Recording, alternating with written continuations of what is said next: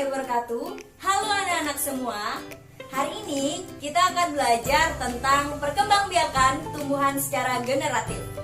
Pembelajaran ini masuk pada kelas 6 semester 1, tema 1, Selamatkan makhluk hidup, subtema 1, Tumbuhan sahabatku, dan pembelajaran ke-1.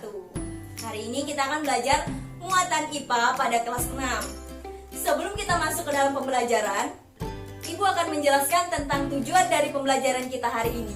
Yang pertama, setelah mengamati bunga sepatu, siswa mampu mengidentifikasi perkembangbiakan generatif melalui gambar dan manfaatnya dengan benar.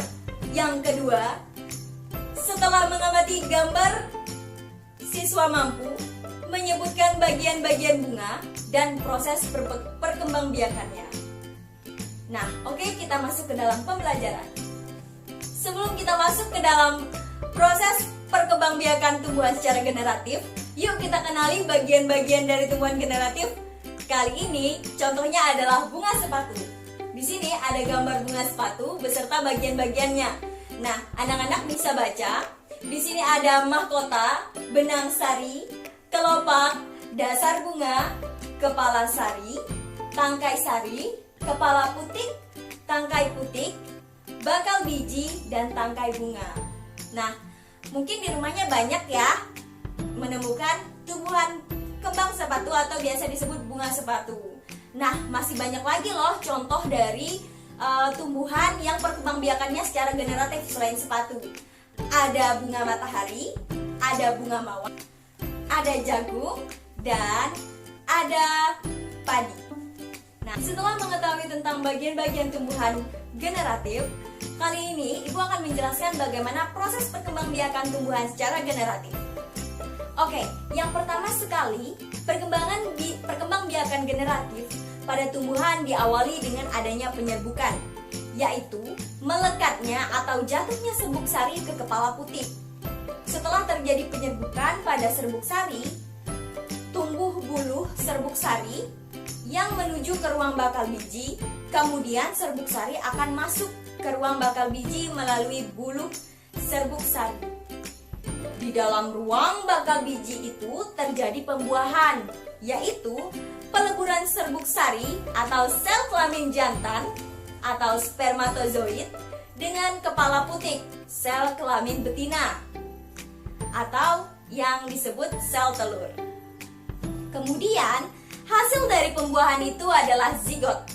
Nah, zigot ini akan berkembang menjadi lembaga atau bakal biji, berkembang menjadi biji dan bakal buah. Kemudian bakal buah berkembang menjadi daging buah. Nah, lembaga yang berada di dalam biji merupakan calon tumbuhan baru. Nah, begitulah proses dari perkembangbiakan tumbuhan secara generatif. Nah, anak-anak tadi sudah tahu kan? Dari mulai bagian-bagian tumbuhan yang perkembangbiakannya secara generatif, kemudian sel kelamin jantan dan sel kelamin betina, dan proses perkembangbiakannya. Bisa diulang. Jadi, sel kelamin jantan itu adalah serbuk sari dan sel kelamin betina itu adalah kepala putik. Nah, adapun manfaat dari tumbuhan generatif. Manfaat dari tumbuhan generatif adalah yang pertama sekali, dapat melakukan pengembangan varietas tanaman baru dengan penyelangan. Yang kedua, menghasilkan bibit yang memiliki akar dan batang yang kuat. Yang ketiga, bisa melestarikan keanekaragaman hayati. Dan yang keempat, memiliki kemampuan adaptasi yang tinggi dan bisa menghasilkan varietas-varietas baru. Nah, cukup sekian pembelajaran kita hari ini tentang perkembangbiakan tumbuhan secara generatif. Ibu harap ilmu yang kalian dapat hari ini dapat bermanfaat bagi kalian sekarang hingga nanti. Oke, Ibu tutup.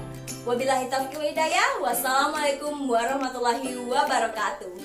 Dadah. Oh grace, every time you come around I feel okay.